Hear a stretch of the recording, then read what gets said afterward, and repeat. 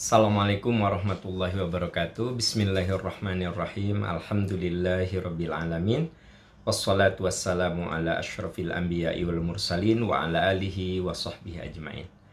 Sahabat-sahabat, akhir-akhir ini sering kita mendengar kata-kata kita harus berhusnuzon atas musibah yang menimpa kita. Bukan hanya kita, bukan hanya Indonesia, tapi seluruh dunia. Kita harus husnuzon, harus baik sangka. Mari kita telaah hakikat dari husnuzon. Kalau kita lihat, husnuzon itu wilayahnya ada 3. Ya. Pertama, husnuzon kepada Allah Subhanahu wa taala. Ma asaba min musibatin fil ardi wala fi anfusikum illa fi kitabim min qabli an nabra'aha. Tidak ada musibah yang menimpa diri kamu. Tidak ada musibah yang terjadi di alam ini kecuali atas takdir Allah yang sudah dicatatkan sebelum kita ini hadir ke alam dunia. Ini husnuzon kepada Allah bahwa semua atas kehendak Allah. Jangankan hal yang dahsyat, yang sederhana yang sehari-hari kita lihat. Boleh jadi di depan rumah sahabat ada pohon belimbing. Begitu Anda keluar, di halaman Anda berserakan daun-daun yang berguguran. Apakah itu kebetulan? Coba lihat di Al-An'am ayat 59. Wa ma tasqutu min waraqatin illa ya'lamuha. Tidak ada daun yang lepas dari ranting kecuali atas izin Allah. Daun yang lepas dari ranting itu atas izin Allah. Berarti tidak ada yang kebetulan. Itu sebabnya kita sebagai orang yang beriman tidak boleh mengatakan kebetulan ya kita ketemu. Tapi kita katakan alhamdulillah kita dipertemukan. Jadi kita hubungkan ini dengan kuasa Allah. Jangan bilang kebetulan. Karena boro-boro kita yang berakal, yang diberi kehendak, diberi kecenderungan, daun yang lepas dari rantingnya saja, itu karena izin dan kehendak Allah. Makanya apapun yang terjadi pada diri kita, pada alam ini, itu sebenarnya karena Allah yang menakdirkan. Itu sebabnya yang pertama kita harus husnuzon kepada Allah. Di Al-Baqarah 216 ada penegasan, boleh jadi wa asa an takrahu syai'an wa huwa khairul lakum wa asa an tuhibbu syai'an wa huwa syarrul lakum wallahu ya'lamu wa antum la ta'lamun. Boleh jadi apa yang kamu rasakan tidak nyaman, tidak enak, itu akan membuat hikmah di balik kejadian itu. Apa yang menimpa kita sekarang ini, insya Allah di satu saat kita akan mengatakan, oh ini hikmahnya. Tidak ada yang menimpa pada diri kita kecuali pasti di balik itu ada hikmah. Wallahu ya'lamu, Allah Maha tahu, wa antum la ta'lamun, dan kamu tidak tahu.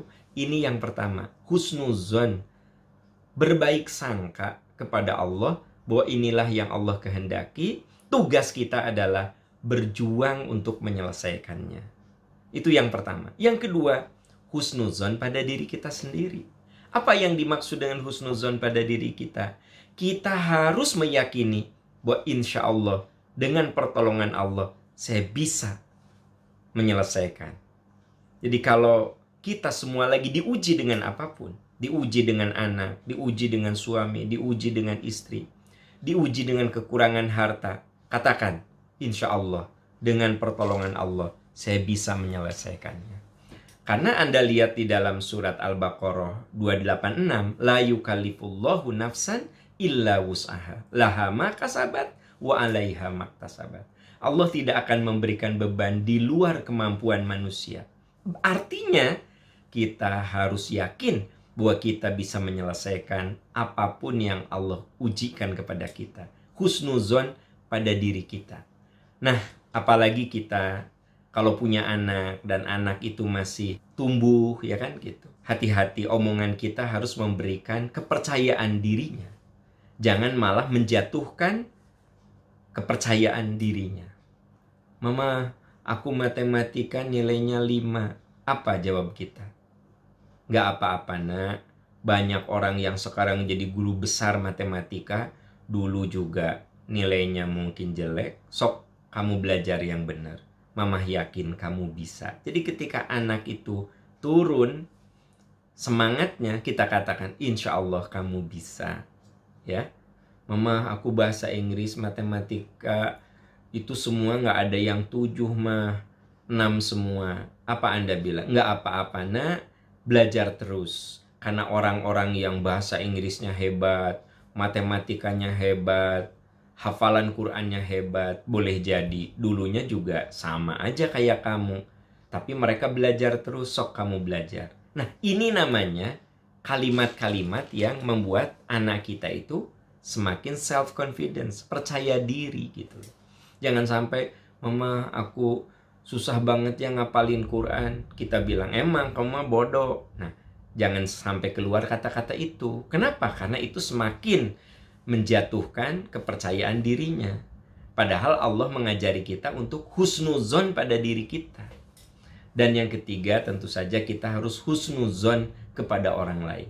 Ya ayyuhalladzina amanu jtanibu katsiran minadh-dhanni inna ba'dadh-dhanni itsm. Surat Al-Hujurat. Hai orang yang beriman, jauhi prasangka buruk terhadap orang lain, karena itu adalah dosa. Maka tugas kita berhusnuzon kepada orang lain. Jadi, sahabat-sahabat sekalian, husnuzon itu wilayahnya ada 3. Husnuzon kepada Allah, husnuzon pada diri kita, dan husnuzon kepada orang lain. Nah, sekarang dalam kondisi seperti ini, mari kita husnuzon kepada orang-orang yang berusaha untuk menyelesaikan. Jangan sampai apapun yang dilakukan oleh pemerintah kita salahkan. Ini salah sih, ya. Yang dilakukan oleh kepala daerah salah sih. Sudah, kita berhusnuzon, beliau-beliau itu sudah berjuang untuk melakukan yang terbaik. Tugas kita bahu-membahu, saling menguatkan. Ya, kalau memang ada yang keliru, kita koreksi baik-baik. Yang benar kita dukung. Berhusnuzonlah kepada orang lain, karena kalau kita ada di posisi itu belum tentu kita juga bisa menyelesaikannya. Sahabat-sahabat sekalian, yuk di situasi seperti ini kita pupuk, bangun husnuzon kita kepada Allah, husnuzon pada diri kita, dan husnuzon pada orang lain. Semoga dengan modal berbaik sangka kepada Allah, kepada diri kita, dan kepada orang lain, itu menjadi salah satu dibukakannya pintu pertolongan Allah Subhanahu wa Ta'ala. Semoga Allah senantiasa menolong kita, meringankan beban kita, mengampuni dosa-dosa kita, dan menghantarkan kita semua ke dalam keberkahan. Dan kalau satu saat Allah memanggil kita, semoga kita dalam keadaan husnul khotimah. Subhanaka Allahumma wa bihamdika, asyhadu an la ilaha illa anta, astaghfiruka wa atubu ilaik. Walhamdulillahirabbil alamin. Wassalamualaikum warahmatullahi wabarakatuh.